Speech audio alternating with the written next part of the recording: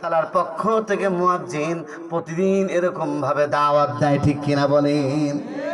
এই জন্য বিশ্বনবী মুহাম্মদুর রাসূলুল্লাহ সাল্লাল্লাহু আলাইহি ওয়াসাল্লাম বলেছেন, কিয়ামতের ময়দানে সবচেয়ে যার মাথাটা উঁচু হবে, সবচেয়ে তার মাথাটা উপরে থাকবে, সেই হলো দুনিয়ার যত মুয়াজ্জিন সাহেব আছেন, যারা মসজিদের মধ্যে আজান দেন, তাদের মাথাটা সবার উপরে থাকবে।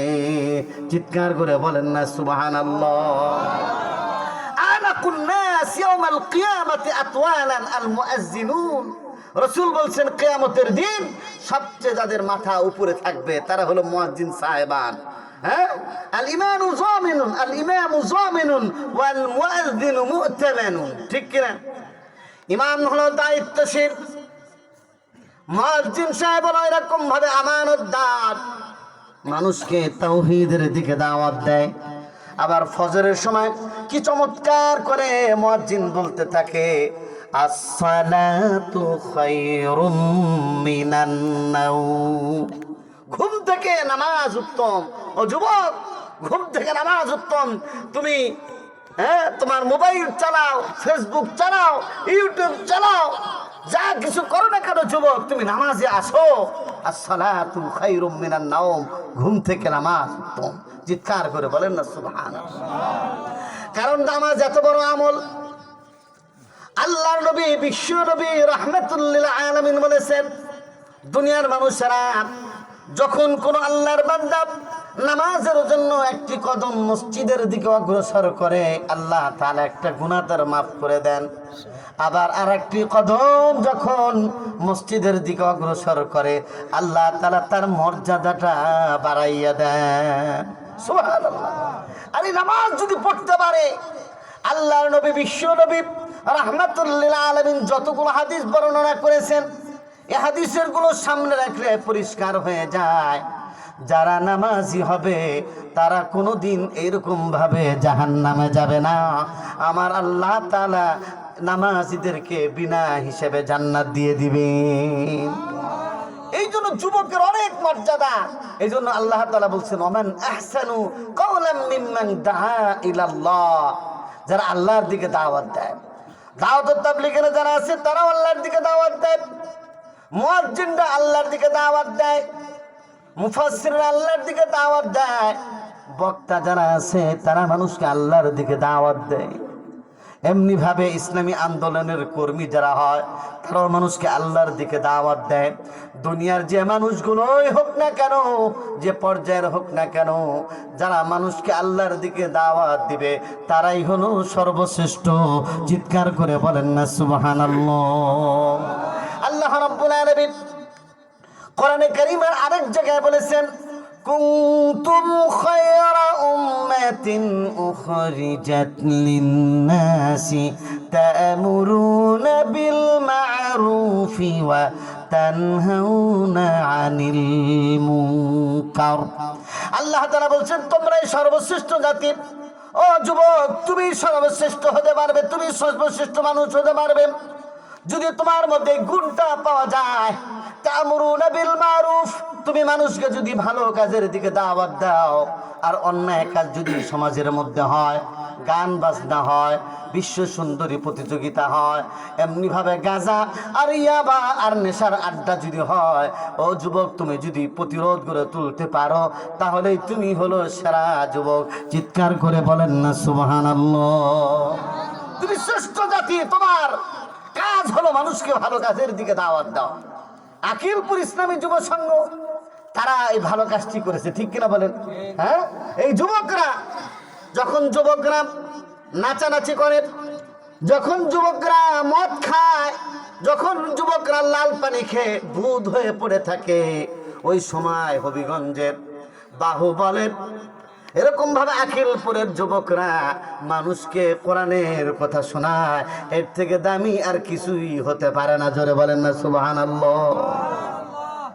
জওয়ানি কর ফিদা উস পর জিসনে দি জওয়ানি। একজন কবি বলেছেন, ফিদা কর উস পর জান জিসনে দি জওয়ানি। ও যুবক, যে আল্লাহ তোমাকে যৌবন দিয়েছেন, ওই আল্লাহর জন্য তোমার জীবনটা ফেদা করে দাও, উৎসর্গ করে দাও তোমার জীবনটাকে আল্লাহ তাআলার জন্য। আরেক জায়গায় আল্লাহ রাব্বুল আলামিন বললেন, ওয়ালতাকুম মিনকুম উম্মাতুন ইয়াদউনা ইলাল খায়র ওয়া ইয়ামুরুনা বিল মা'রুফি ওয়া ইয়ানহাউনা আনিল মুনকার। আল্লাহ তাআলা বলেন, তোমাদের মধ্যে একটা দল থাকা দরকার, একটা জামাত থাকতে হবে, তোমাদের মধ্যে একটা গ্রুপ থাকতে হবে, যে গ্রুপটা মানুষকে আমরুনা বিল মা'রুফ, যারা মানুষকে সৎ কাজের আদেশ করবে, ওয়ানহাউনা আনিল মুনকার, এবং অসৎ কাজ থেকে বাধা প্রদান করবে। আল্লাহ সুবহানাহু ওয়া তাআলা বলেন, উলাইকা হুমুল মুফলিহুন, তারাই হলো সফল কাম। যারা মানুষকে সৎ কাজের আদেশ দেয়, অসৎ কাজ থেকে বাধা দেয়, তারাই হলো আসল যুবক। সুবহানাল্লাহ। এই জন্য যুবকের অনেক ফজিলত আল্লাহ রাসূল সাল্লাল্লাহু আলাইহি ওয়াসাল্লাম বর্ণনা করেছেন।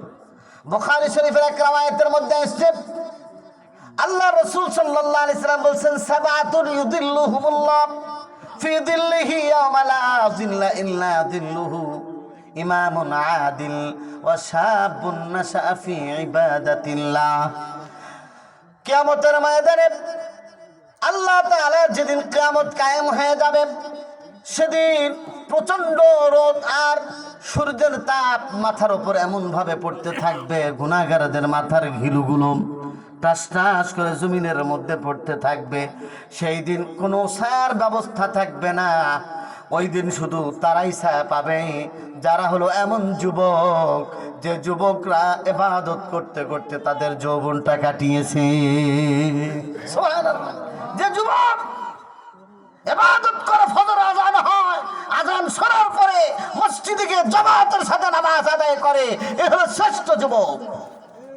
যে যুবক যোহরে নামাজ মিস করে না, স্কুলে যায়, কলেজে যায়, ভার্সিটিতে যায়, মাদ্রাসা যায়, কাজকর্ম করে, বাপ মায়ের খিদমত করে, কিন্তু যখন মুয়াজ্জিন সাহেবের আযান হয়ে যায়, ওই যুবক মাঠ থেকে তার ঘর যত কাজ আছে সমস্ত কাজগুলো শেষ করে দিয়ে ওই যুবক জলদি করে গোসল করে মসজিদের দিকে যায়। ওই যুবকের থেকে শ্রেষ্ঠ মানুষ আর পৃথিবীর বুকে কেউ হতে পারে না। সুবহানাল্লাহ।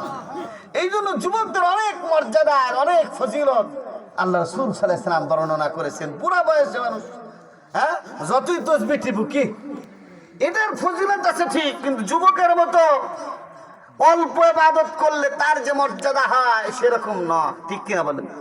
দার জওয়ানি তওবা করদান শিওয়ে পয়গম্বরি। একজন কবি বলেছেন, যৌবন বয়সে তওবা করার অর্থ হলো তুমি নবীদের গুণ যে আছে, নবীরা এরকম ভাবে যৌবন বয়সে কোনো গুনাহ ছিল না, তারপরেও তারা আল্লাহ তাআলার কাছে তওবা করেছেন, আল্লাহ তাআলার দরবারে দোয়া করেছেন, ইস্তেগফার করেছেন। যে যুবক নামাজ আদায় করে, তওবা করে, গুনাহ করার পর, এর থেকে শ্রেষ্ঠ যুবক আর কেউ হতে পারে না। এই জন্য আমাদেরকে হযরত আলীর মতো যুবক হতে হবে। যে আলী কেমন যুবক ছিলেন, আল্লাহ রাসূল সাল্লাল্লাহু আলাইহি ওয়াসাল্লাম আলীকে দোয়া করে দিলেন, আলী খাইবারের মধ্যে লড়াই করতে হবে, খাইবারে ইহুদিদের বিরুদ্ধে লড়াই করতে হবে তোমাকে। আল্লাহ রাসূল সাল্লাল্লাহু আলাইহি ওয়াসাল্লাম দোয়া করে দিলেন হযরত আলীকে। হযরত আলী ইহুদিদের বিরুদ্ধে লড়াই করতে গেলেন। লড়াই করতে করতে তার সামনে এক বিশাল বড় এরকম ভাবে একটা দরজা আসলো, যে দরজা 70 জন 80 জন মানুষ উঠাইতে পারে না। এটাকে এরকম হাতের মধ্যে নেওয়ার সুযোগ নাই, শক্তি নাই কোনো যুবকের হাতে। কিন্তু হযরত আলী আল্লাহর নবীর দোয়ায় ওই যে কপাটটা, ওই যে দরজাটা তারা হাতে ধরে এমন ভাবে যুদ্ধ করলেন, ইহুদিরা তো এরকম বেতাল হয়ে গেল, বেহুশ হয়ে গেল। আর আল্লাহ সুবহানাহু ওয়া তাআলা হযরত আলীর মতো যুবকের মাধ্যমে ইসলামের বিজয় দান করলেন। চিৎকার করে বলেন না সুবহানাল্লাহ।